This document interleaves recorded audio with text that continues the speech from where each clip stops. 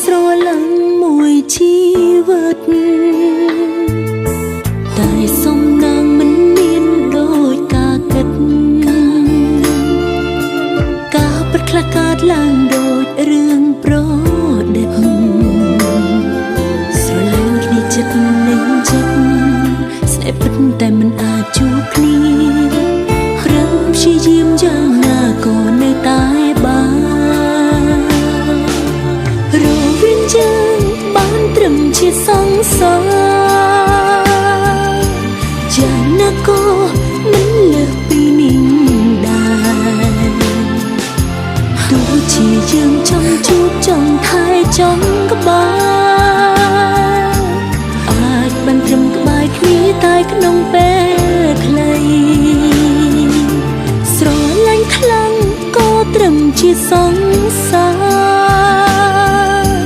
សិទ្ធរៀបការបានទៅអ្នកដ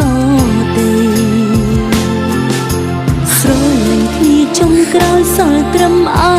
ឡ័យគ្មានថ្ងៃអូនបានធ្វើប្រពន្ធបងទេ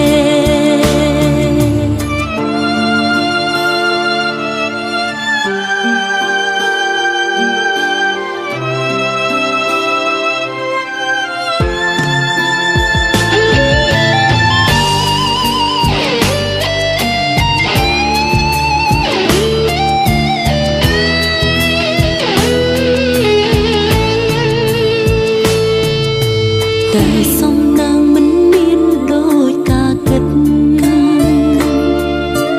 ការពិតខ្លះកើតឡើងដូចរឿងប្រឌិតស្រឡាញ់គ្នាចិត្តនឹងចិត្ត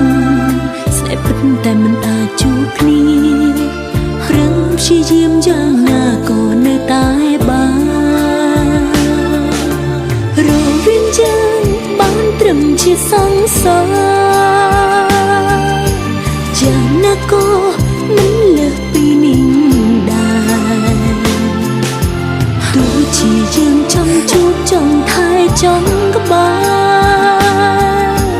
អាចបានត្រឹមក្បែរគ្នាតែក្នុងពេលខ្លីស្រឡាញ់ខ្លាំងក៏ត្រឹមជាសង្សារ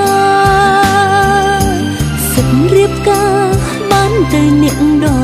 ទៃស្រឡាញ់គ្នាចុងក្រោយសល់ត្រឹមអាឡ័យគ្មានថ្ងៃអូនបានធ្វើប្រពន្ធបងទេរវាងយើងបានត្រឹមជាសង្សារយ៉ាងណាក៏មិនលើសពីនេះដែរទោះជាយើងចង់ជួបចង់ថែចង់ក្បែរបានត្រឹមក្បែរគ្នាតែក្នុងពេលខ្លីស្រឡាញ់ខ្លាំងក៏ត្រឹមជាសង្សារសិទ្ធរៀបការបានទៅអ្នកដទៃស្រឡាញ់គ្នាចុងក្រោយសល់ត្រឹមអាឡ័យគ្មានថ្ងៃអូនបានធ្វើប្រពន្ធបងទេគ្មានថ្ងៃអូនបានធ្វើប្រពន្ធបង